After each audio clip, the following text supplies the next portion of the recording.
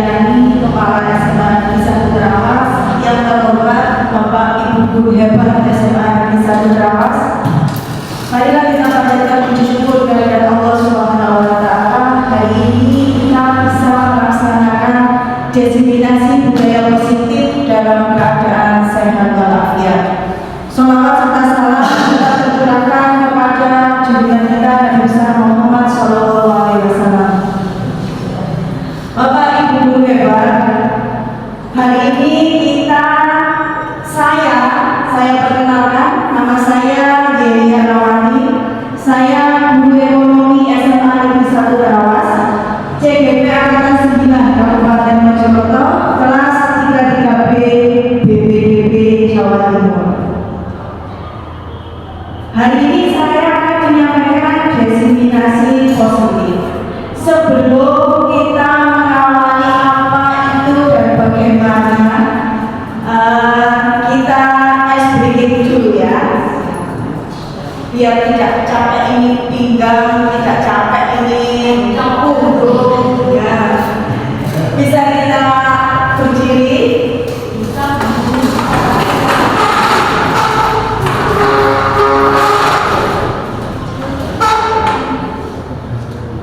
Krunya kalau saya bilang hai, jawabnya hello ya. Kalau saya hello, jawabnya hai. Kita coba. Hai. Hello. Hello. Hai. Hai hai. Hello hello. Hai hello. Hello hai. Hello hello hai. Hai hello. Terima kasih Bapak Ibu Guru hebat. Silakan kembali.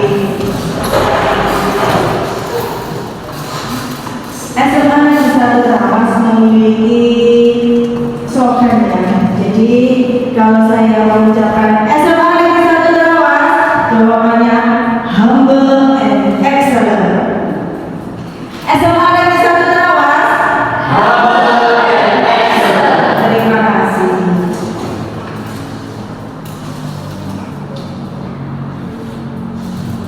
Sebelumnya saya perkenalkan dalam budaya positif ini instruktur Bapak Selamat Haryono, kemudian fasilitator Ibu Yuni Purwanti, dan pengajar praktik Ibu Triani Chandra.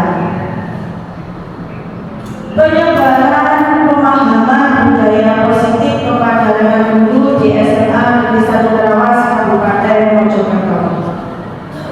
Apa saja budaya positif yang akan kita pelajari pada pagi hari ini? Yang pertama, perubahan paradigma belajar, kemudian disiplin positif, dilanjutkan motivasi perilaku manusia, kemudian kebutuhan dasar, selanjutnya posisi kontrol restitusi, kemudian keyakinan kelas, dan yang terakhir segitiga restitusi. Apa masing-masing? Selanjutnya akan kita jelaskan satu persatu. Koneksi antar materi dimulai dari filosofi pendidikan yang hadir, kemudian nilai dan peran guru penggerak, yang ketiga visi guru penggerak, yang keempat disiplin positif, dan ending atau memulai kita bagaimana kita bisa menciptakan siswa dengan profil pelajar Pancasila. Filosofi pemikiran hadir. Yang pertama, pendidikan adalah menuntut segala kodrat yang ada pada anak, baik alam dan zaman, agar mereka mencapai keselamatan dan kebahagiaan setinggi-tingginya. Maksud dari kodrat alam, setiap murid kita lahir itu sudah mempunyai bakat minat yang mereka bawa sejak lahir. Jadi tugas kita sebagai guru, bakat minat yang tampak samar pada mereka, tugas kita menebali supaya menjadi yang lebih baik. Kemudian kodrat zaman, murid kita beda dengan kita pada saat bersekolah dulu. Memang zamannya beda. Kita lahir dulu belum ada digital. Saya belum lahir belum ada internet, belum ada Android, gadget dan lain sebagainya. Tapi sekarang siswa kita lahir di era digital.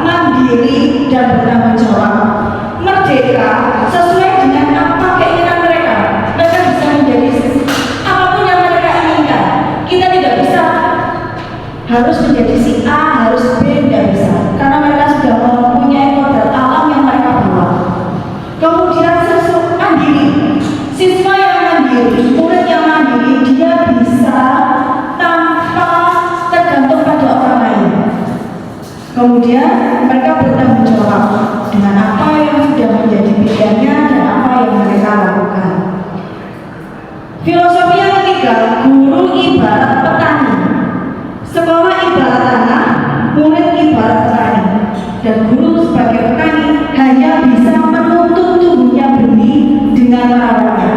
Jika kita menanam padi, kita tidak bisa mengharapkan tumbuh jagung. Bagaimana benih padi yang kita tanam itu menjadi benih padi yang berkualitas? Tanahnya kita olah, airnya kita cukupi, jamur, kemudian gulma, pemberantasan hama kita lakukan, itu yang bisa kita lakukan. Masih semangat? Semangat awas.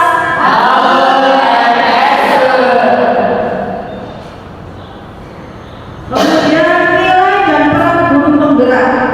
Nilai yang pertama mandiri, kemudian reflektif, yang ketiga inovatif, yang keempat kolaboratif, yang kelima berpihak pada murid. Untuk peran sebagai guru penggerak, yang pertama perannya menjadi pemimpin pembelajaran. Guru adalah pemimpin pembelajaran. Ini yang perlu kita pahami. Yang kedua menjadi coach bagi guru lain. Yang ketiga mendorong kolaborasi. Yang keempat mewujudkan kepemimpinan murid. Dan yang kelima menggerakkan komunitas praktisi.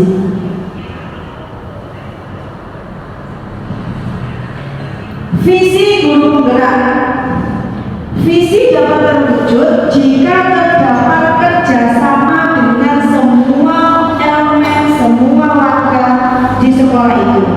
Oleh karena itu, dalam mewujudkan visi diperlukan langkah konkret menggunakan metode inquiry dengan tahapan baca. Jadi biasa kita sebut dengan IA ya, jadi inquiry apresiatif. Jadi visi itu adalah cita-cita yang akan kita capai untuk masa yang akan datang. Seperti itu. Profil pelajar Pancasila tidak asing lagi pada kurikulum Merdeka. Kita ada 6 profil pelajar Pancasila. Yang pertama beriman, kemudian bertakwa kepada Tuhan Yang Maha Esa dan berakhlak mulia. Kemudian yang kedua berkebinekaan global, yang ketiga bergotong royong, yang keempat kreatif, 5 bernalar kritis, dan yang keenam mandiri. Berikutnya perubahan paradigma belajar. Perubahan paradigma stimulus respon untuk membangun budaya yang positif. Sekolah perlu menyediakan lingkungan yang aman, nyaman agar murid-murid mampu berpikir, bertindak, dan mencipta dengan merdeka, mandiri, dan bertanggung jawab. Salah satu strategi yang perlu ditinjau ulang adalah bentuk disiplin yang dijalankan selama ini di sekolah-sekolah kita. Perubahan paradigma. Kalau dulu guru adalah sebagai apa? Ya, pembelajaran bisa terpusat pada guru, teacher center. Tapi sekarang pembelajaran berpusat pada siswa, yaitu student center. Guru bukan lagi satu-satunya sumber belajar. Siswa bisa mendapatkan segala dari mana saja, dari lingkungan, dari buku, dari internet, dari manapun. Sebagai guru kita sebagai fasilitator seperti itu. Dan jangan lupa guru adalah pemimpin belajar. Perubahan paradigma belajar. Bagaimana dulu stimulus respon, realitas atau kebutuhan kita sama, tapi dalam teori kontrol, realitas kebutuhan kita berbeda. Setiap individu mempunyai kebutuhan yang berbeda. Yang kedua, semua orang melihat hal yang sama. Kalau teori kontrol, setiap orang memiliki gambaran yang berbeda. Stimulus respon yang ketiga, kita mencoba mengubah orang agar berpandangan sama dengan kita. Walaupun rasanya tidak mungkin bisa. Teori kontrol, kita berusaha memahami pandangan orang lain tentang dunia. Karena setiap orang pasti mempunyai pandangan yang berbeda, sudut pandang yang berbeda.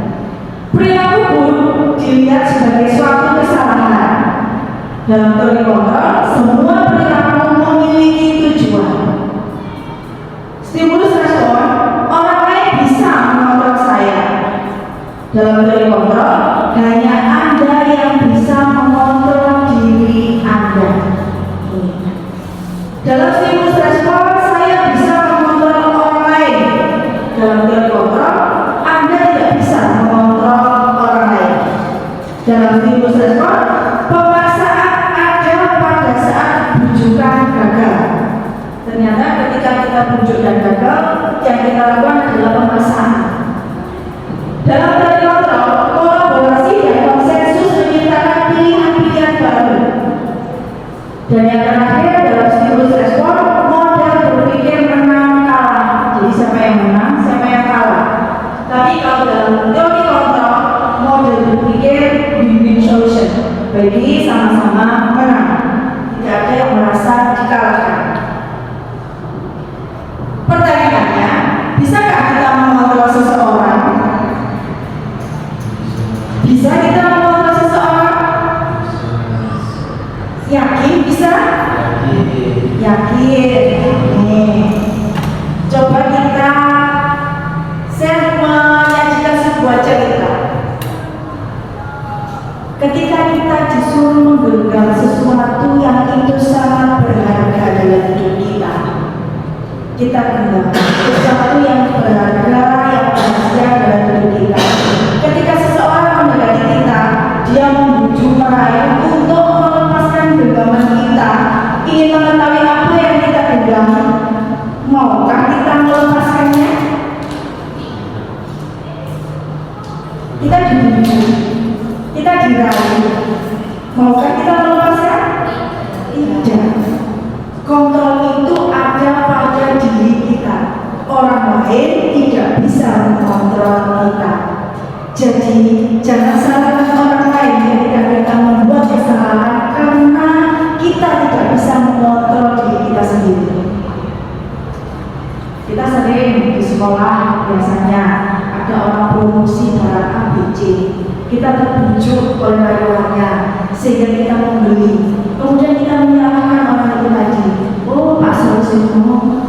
Nah, jangan salahkan, yang salah kita nggak bisa mengontrol diri kita ketika ada orang membujuk kita. Benar apa benar? Benar. Itu benar apa benar ya? Berikutnya, miskonsepsi. Jadi ada konsepsi yang salah. Miskonsepsi tentang teori kontrol. Ilusi guru mengontrol murid. Jadi kalau ada guru bisa mengontrol murid, itu hanya ilusi. Ilusi bahwa semua penguatan positif, efektif dan bermanfaat. Itu semua juga ilusi. Ilusi bahwa kritik dan membuat rasa bersalah mampu menguatkan karakter. Ini juga ilusi ya. Ilusi bahwa orang dewasa berhak memaksa. Bisa kita dapatkan dari miskonsepsi teori kontrol.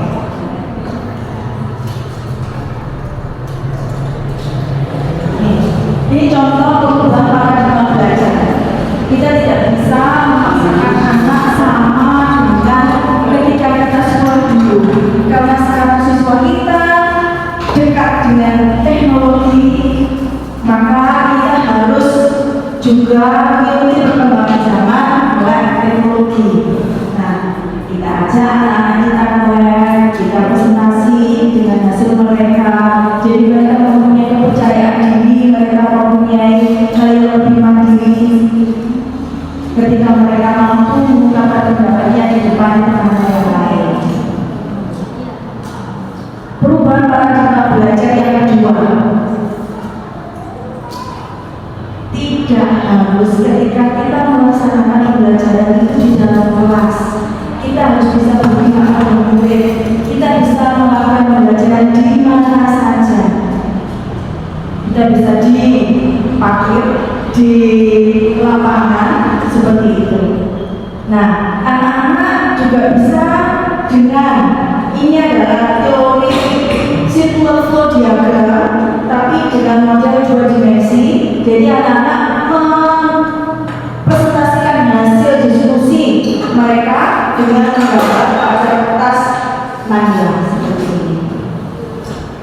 Berikutnya perubahan belajar masih di sirkular flow diagram. Mereka tadi membuat dalam bentuk 3 dimensi seperti ini. Semuanya ini saya lakukan karena pembelajaran dengan siswa kita yang beragam. Jadi siswa itu, murid-murid kita itu macam-macam. Mereka ada yang audiologi, ada yang visio audiologi dan sebagainya. Nah, bagaimana kita sebagai guru bisa melakukan pembelajaran yang berdiferensiasi dengan siswa yang beragam? Walaupun saya melakukannya tidak dalam satu pembelajaran, kita buat menjadi beberapa, ini yang kinestetik begini, yang visio yang visual ini, yang audio ini bukan. Tapi pada bab ini saya menggunakan kinestetik, pada bab ini kita menggunakan audio dan seterusnya, seperti itu. Kembali lagi, pembelajaran berpihak pada murid. Nih, perubahan paradigma belajar yang berikutnya, anak-anak ketika kalau zaman saya dulu sekolah, ketika diskusi kelompok, Bapak Ibu guru membagikan kertas, by paper. Kita mengerjakan tugasnya di kertas. Kemudian dia presentasinya bawa buku, bawa kertas. Tapi sekarang siswa kita sudah males kalau seperti itu. Kita yang harus mengikuti mereka. Jadi silakan digunakan gawainya, silakan buat tugas ini dalam bentuk Canva, cepat selesai. Mereka senang karena mereka memang tidak bisa memisahkan dari ngajinya. Seperti itu. Nah, bagaimana nanti ke teman-temannya hasil dari Canva yang mereka buat di HP dikirim ke grup kelas. Jadi setiap kelas ada grup WA-nya. Jadi semua siswa dalam kelas itu bisa mengetahui per materi yang didiskusikan oleh teman-temannya dalam satu kelas itu, dikirim ke grupnya, mereka bisa baca. Seperti ini. Ini adalah dalam grup kelasnya hasil dari teman-temannya. Nah, dengan bangganya mereka menunjukkan ketika pertemuan berikutnya di print hasilnya ini dalam poster ya, poster seperti ini.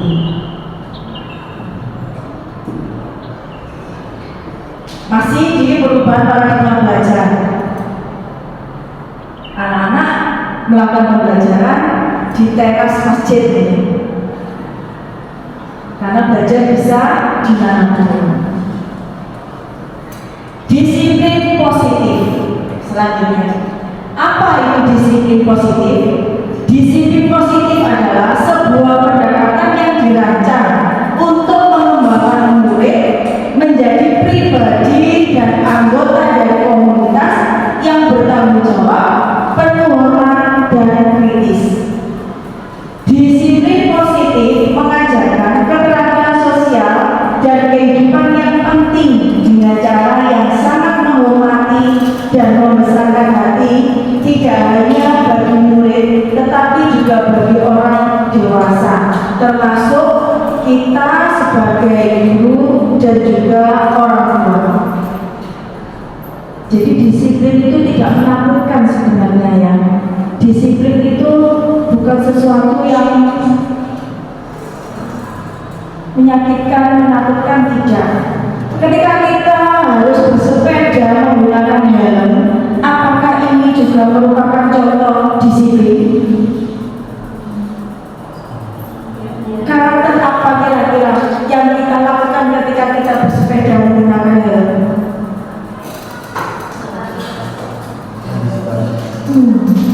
Keselamatan, ya. Jadi kita menggunakan helm itu untuk keselamatan, bukan untuk Pak Polisi. Seperti itu. Itu sehingga menggunakan helm kita menghargai diri kita, kita mencintai diri kita sendiri. Disiplin positif di sini saya golongan dari 3. Yang pertama, cara penerapan disiplin yang mengajarkan anak bertanggung jawab dan menunjukkan kesadaran diri berdasarkan nilai-nilai kebajikan.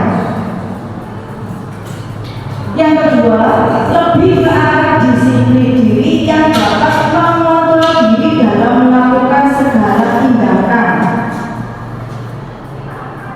Yang ketiga, dapat membuat murid memahami dan menyadari berdasarkan motivasi internal, bukan akibat paksaan, pujian, dan hukuman. Jadi ketika anak melakukan disiplin, itu motivasinya dari dalam, dari anak itu sendiri, bukan karena supaya tidak didukung, bukan supaya mendapat pujian dari teman dan gurunya, bukan karena mendapatkan reward gitu ya. Nah, tapi memang dari dalam diri dia sendiri, seperti itu.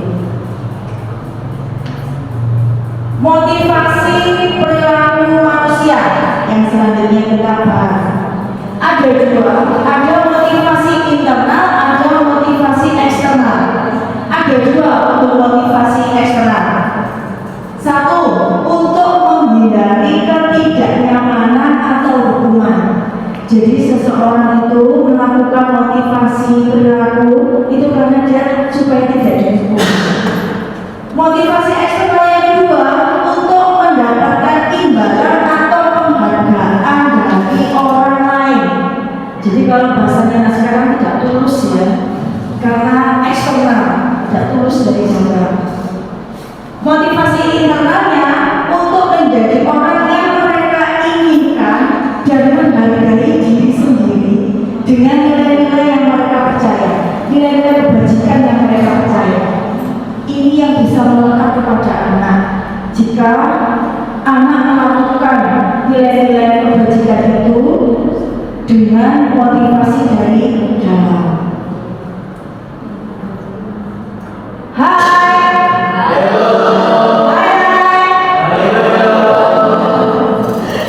Terima kasih. Yang berikutnya motivasi perilaku manusia.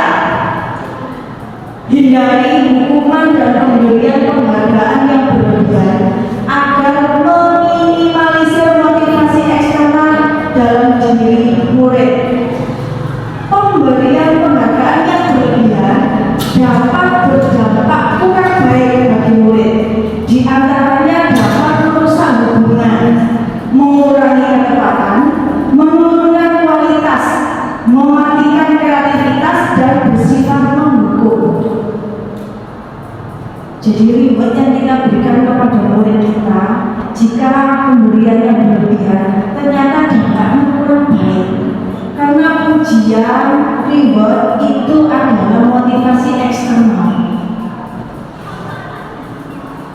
Bisa merusak hubungan antar pertemanan bisa rusak karena ada yang merasa yang mendapat dan yang tidak itu ada kesenjangan seperti itu. Kemudian menurunkan kualitas sehingga apa yang mereka lakukan tidak lagi motivasinya mendapatkan kualitas tapi mendapatkan reward. Seperti aku yang dia, entah ini yang saya buat kualitasnya bagus atau jelek, silakan dikumpulkan. Kalau bisa mengumpulkan dalam 1 menit akan saya beri hadiah. Dia mengumpulkan apapun yang pekerjaannya, dia hanya mengumpulkan supaya mendapatkan reward. Dia tidak mengumpulkan dengan kualitas terbaik yang seharusnya mereka bisa sebutkan. Ini. Jadi kita sebaiknya siswa motivasi internal yang harus kita bangun.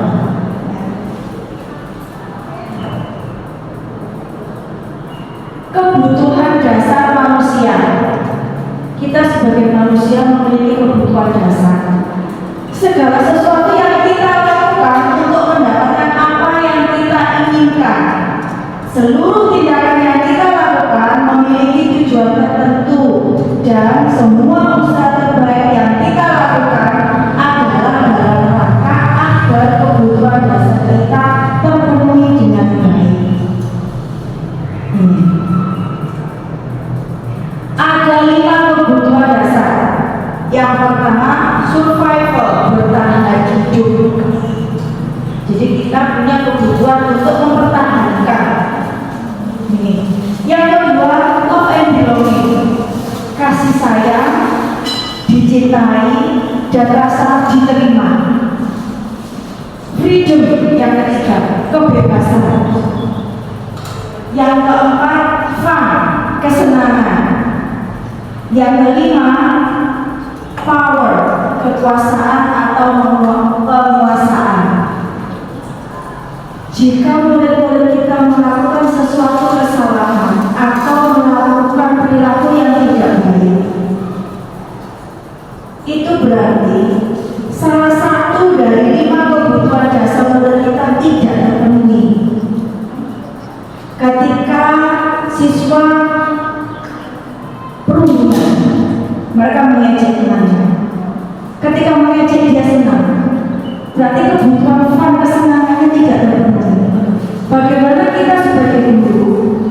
kebutuhan kesenanganmu bisa terpenuhi dengan cara yang lain, tidak dengan mengejek temannya.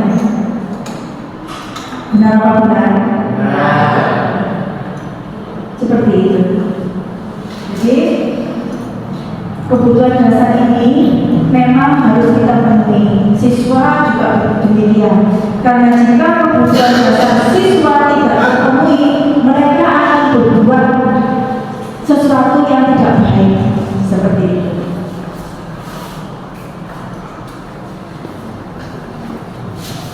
Berikutnya posisi kontrol restitusi. Ada 5 posisi. Yang pertama posisi penghukum. Dalam posisi penghukum, nada suara tinggi, bahasa tubuh, matanya melotot, kemudian jari menunjuk, menghadik. Ini adalah posisi penghukum. Kemudian yang kedua, posisi membuat rasa bersalah. Nada suaranya memelas, halus, sedih, bahasa tubuhnya merapat pada anak dan lesu. Ini adalah posisi kontrol yang kedua, yaitu membuat rasa bersalah. Yang ketiga, posisi teman. Nada suara ramah, akrab, dan bercanda. Bahasa tubuh merapat pada kulit, mata dan senyum jenaka. Ini berarti guru sedang menerapkan posisi kontrol ketika menghadapi masalah dengan siswa. Yang keempat, posisi memantau. Nada suaranya datar saja, bahasa tubuhnya juga formal. Ini pemantau. Yang terakhir, posisi manajer. Nada suaranya halus, bahasa tubuh tidak kaku, mendesak penulis. Dari kelima posisi ini, sebaiknya guru menjadi posisi manajer, walaupun tidak mudah menjadi posisi manajer. Banyak yang harus kita perjuangkan, banyak yang harus kita lakukan ketika kita berada pada posisi manajer. Berpikir cepat, berpikir lambat, itu juga perlu kita terapkan. Ketika anak terlambat, ketika kita mendukung, memantau, kita langsung suara kita keras. Padahal kita belum tanya anaknya terlambat karena apa. Jadi kita menggunakan cara berpikir lambat. Kita tanya dulu kenapa dia terlambat. Kita hargai dulu. Siswa bisa datang ke sekolah, siswa bisa sampai ke sekolah. Begitu banyak perjuangan yang mereka lakukan bisa sampai ke sekolah.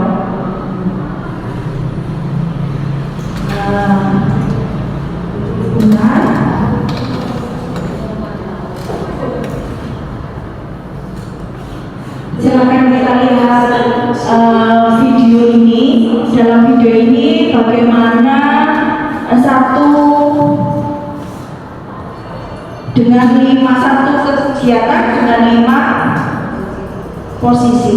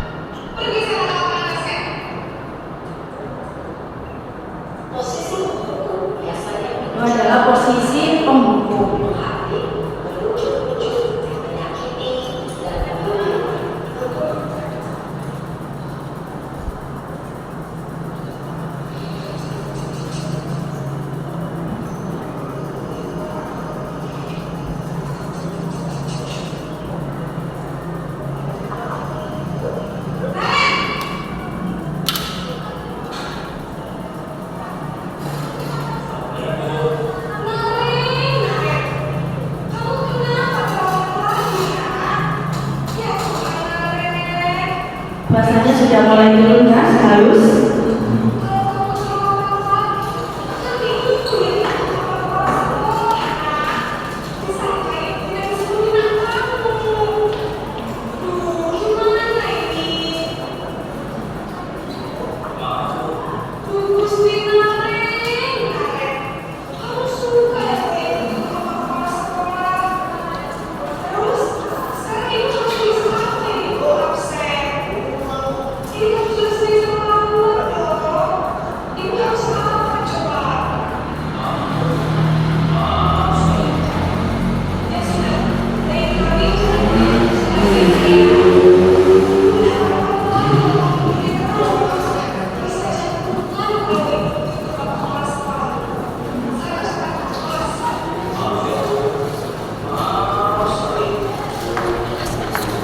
Karena masa bersalah, dia sampai meminta maafnya banyak sekali.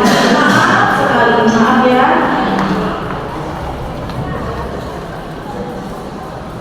Karena yang ketiga posisi teman.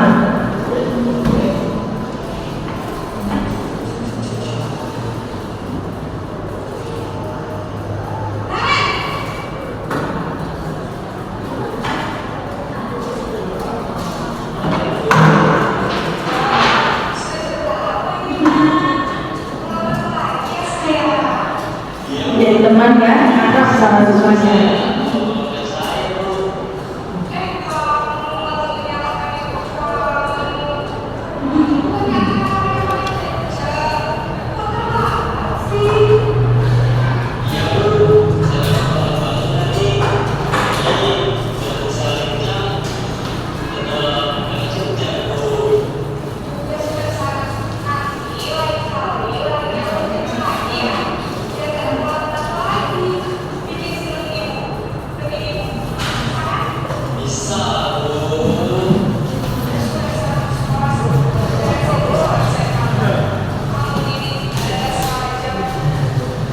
Akrab ya sama siswanya, betul sebagai teman. Cara yang keempat,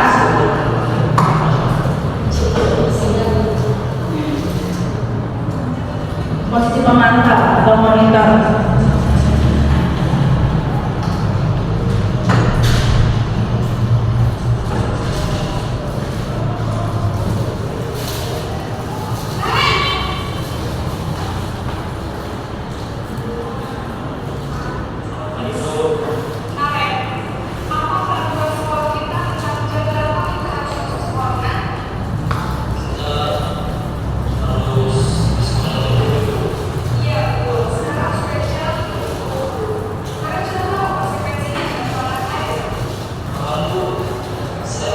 Jangan suaranya santai, sikapnya formal. Ini pemantau.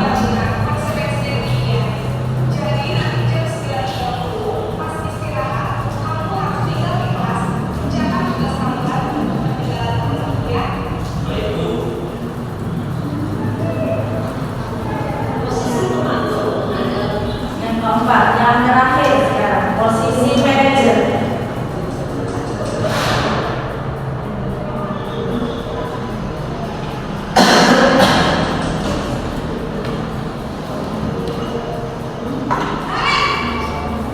Walaupun teriakannya sama dari posisi pertama sampai yang kelima.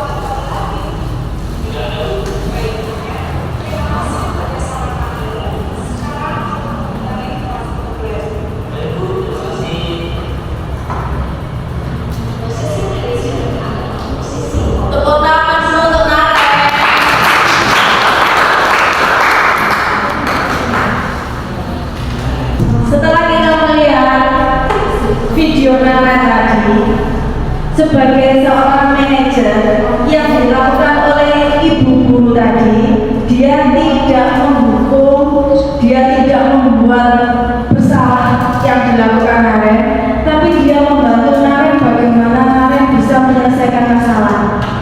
Dia membantu mengetahui bagaimana caranya Naren bisa menyelesaikan masalahnya sendiri. Jadi solusinya juga datang dari Naren. Bagaimana nanti, siapa yang akan membantu, apa yang kamu lakukan, nah seperti itu ya. Nih sama seperti tadi, 5 posisi kontrol guru sebagai penghukum, pembuat orang merasa bersalah, teman, monitor atau pemantau, dan yang terakhir manajer. Keyakinan kelas. Dalam keyakinan kelas, guru berperan dalam mewujudkan terbentuknya keyakinan sekolah atau kelas dengan adanya kesepakatan antara guru dan murid. Yang kedua, keyakinan sekolah atau kelas berupa pernyataan universal yang mudah diingat, dipahami, dan harus diterapkan dalam lingkungan baik sekolah atau kelas. Sebenarnya apa sih keyakinan kelas itu? Dari peraturan yang ada itu disahkan menjadi sebuah budaya yang bisa dijadikan satu keyakinan dalam kelas itu. Nah, ini adalah contoh pembuatan keyakinan kelas.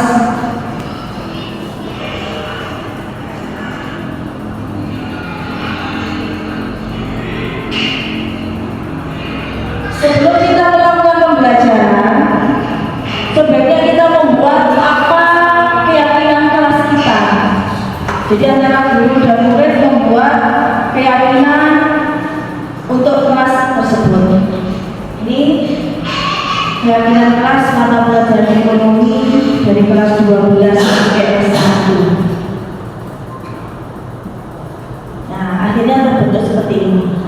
Keyakinan kelas: datang tepat waktu, menjaga kebersihan, hadir seutuhnya, menghargai dan menghormati orang lain, HP disimpan saat pembelajaran, sopan dan ramah. Yang perlu diperhatikan, tidak menggunakan kata negatif. Jangan tidak, karena otak kita susah atau tidak bisa menerima kata itu. Ketika kita berjalan, teman kita bilang, jangan nengok ke kiri. Kita cenderung menengok enggak? Padahal teman kita bilang jangan menengok ke kiri, tapi kita justru menengok. Kenapa? Ada apa kalau kita tidak boleh nengok? Itu karena kita tidak bisa menerima kata jangan. Saya titip rahasia ya, jangan diomongkan ke si A. Cenderung kita omongkan enggak? Aku titip ya, jangan dibuka, rahasia, secret, top secret. Kita cenderung membuka enggak? Ini. Jadi kita memang tidak bisa menerima kata jangan dan tidak. Jadi kita membuat kata yang tidak menuliskan kata-kata, misalkan jangan terlambat, kita ganti dengan datang tepat waktu, seperti itu. Jangan menggunakan HP saat pembelajaran, HP disimpan saat pembelajaran. Jangan berkata kotor, bisa kita ganti sopan dan ramah, dan seterusnya.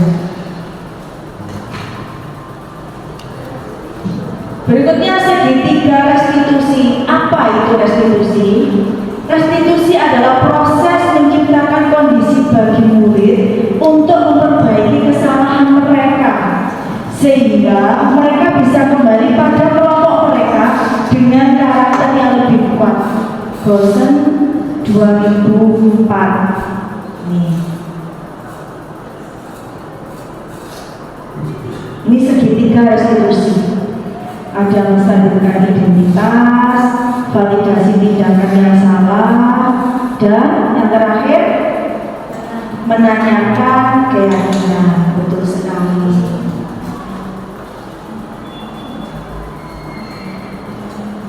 Nah, segitiga restitusi dalam penyelesaian masalah.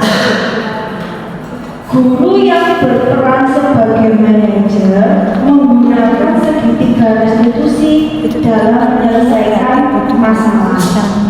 Tujuannya menghasilkan murid yang mandiri, merdeka, dan bertanggung jawab.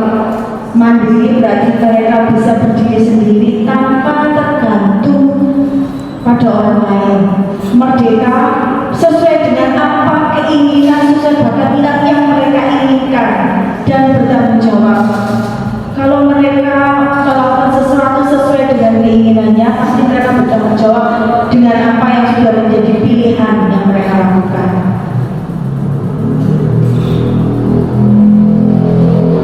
Budaya positif di SMA Tarawas diantaranya ini 5S 1P.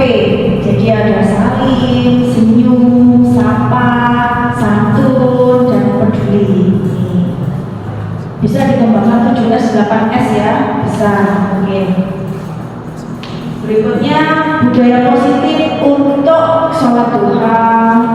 Kemudian yang laki-laki biasanya kalau Jumat sholat berjamaah hari Jumat, atau setiap zuhur kita jamaah bersama, karena pembelajaran kita dimulai pukul 7 sampai 13. Jadi siswa kita sholat zuhurnya berada di sekolah, kita berjamaah. Kemudian budaya positif literasi. Setiap siswa terbiasa dengan literasi. Dalam literasi mereka membaca buku non pengetahuan, maksudnya begini, yang mereka baca bukan buku pelajaran. Mereka bisa baca novel, baca cerpen, mereka boleh baca komik, karena pengetahuan kita harus luas. Kita harus memperoleh pengetahuan di luar pembelajaran yang ada, biar pengetahuan kita bertambah. Seperti itu.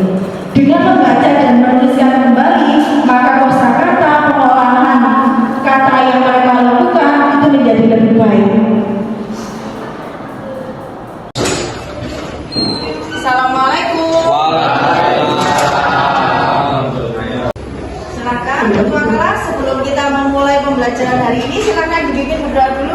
Sebelum memulai pelajaran, marilah kita berdoa menurut agama dan keyakinan kita masing-masing. Doa mulai. Selesai. Assalamualaikum warahmatullahi wabarakatuh. Waalaikumsalam warahmatullahi wabarakatuh. Bagaimana kabarnya? Sehat semua? Sehat. Di absen dulu ya.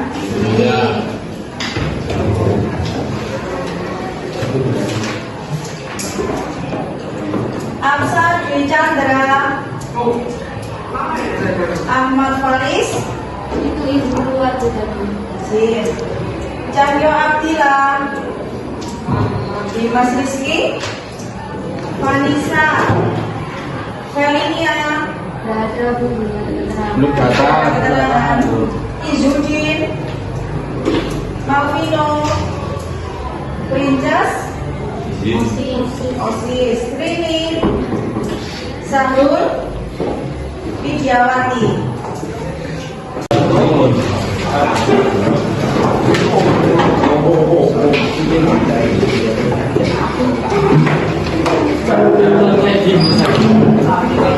Kita belajar jurnal umum.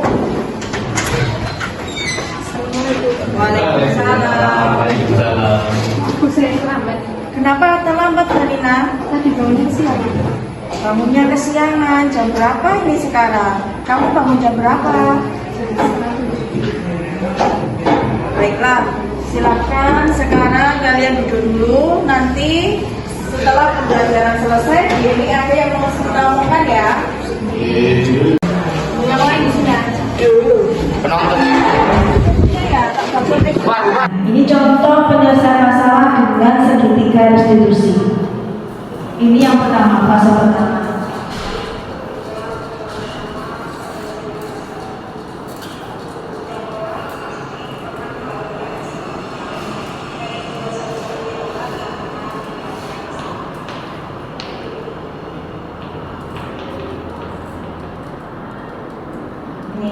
Jadi yang pertama, kita validasi tindakan. Ketika anak berbuat kesalahan, dia berada dalam identitas gagal. Bagaimana kita mengembalikan mereka dalam identitas sukses? Jadi yang dilakukan dengan control manager tidak mencari siapa yang salah, tapi bagaimana kita bisa menyelesaikan masalah ini. Karena setiap orang pernah berbuat salah, setiap orang pasti pernah melakukan kesalahan. Diskusi yang kedua,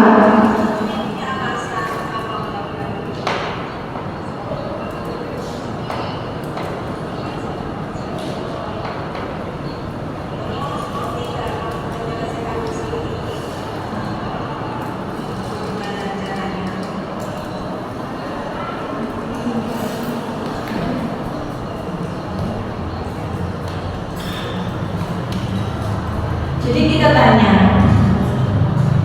kita tanya alasan ketika dia berbuat salah itu apa. Seperti yang sudah tadi kita kupas, ada 5 kebutuhan dasar. Pasti dari 5 kebutuhan dasar itu ada yang tidak terpenuhi sehingga murid kita melakukan kesalahan. Kita tanya mengapa melakukan itu, alasannya apa, kemudian kita bantu bagaimana cara penyelesaiannya. Kita kembalikan lagi bagaimana cara penyelesaiannya. Seperti itu.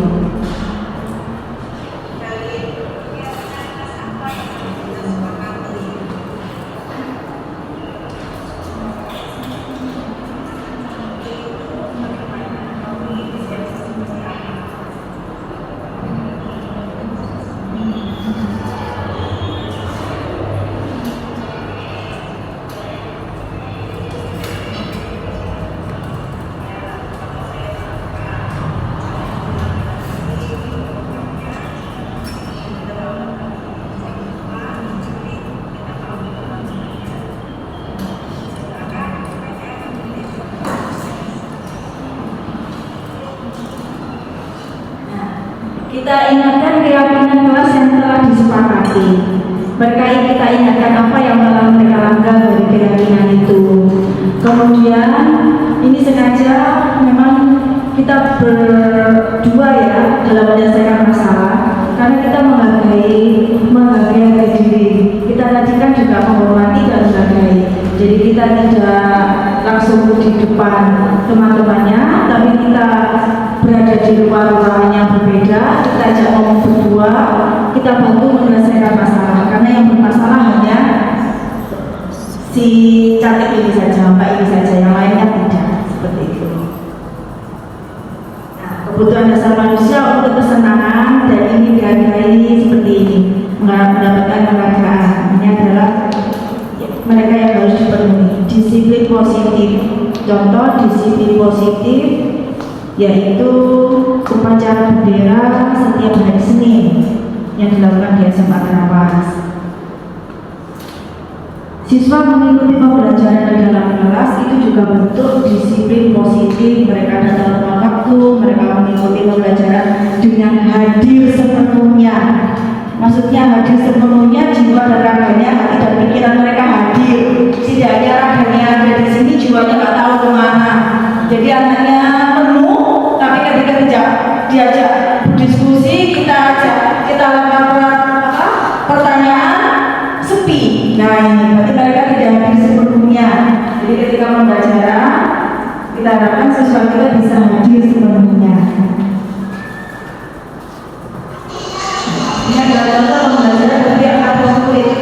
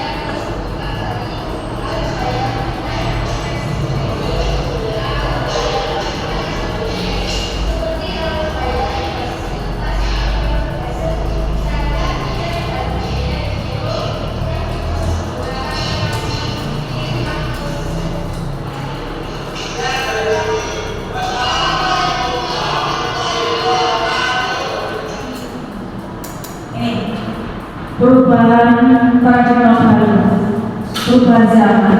Kalau dulu kita kalau presentasi di depan kita membawa paper, kita membawa kertas, tapi sekarang siswa kita membawa HP, membawa Androidnya, karena pekerjaannya memang dilakukan di situ.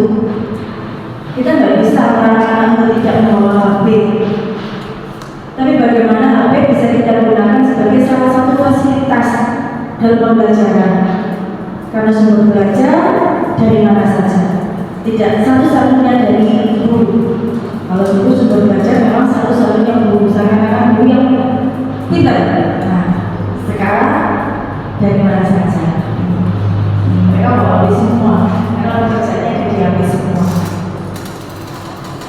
Hasilnya mereka kirim ke grup WA kelasnya. Jadi semua siswa dalam satu kelas itu tahu pekerjaan dari masing-masing temannya.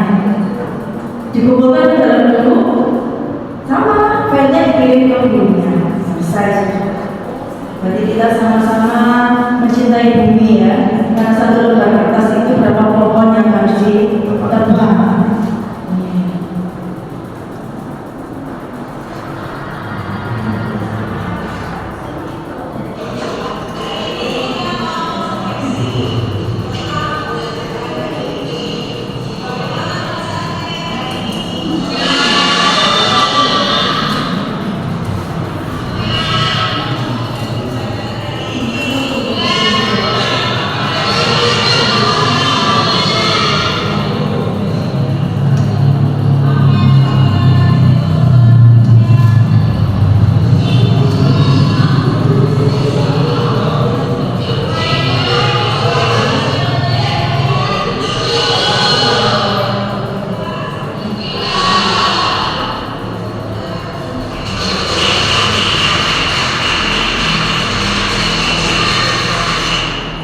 Ini adalah kegiatan refleksi yang kita lakukan setiap akhir pembelajaran.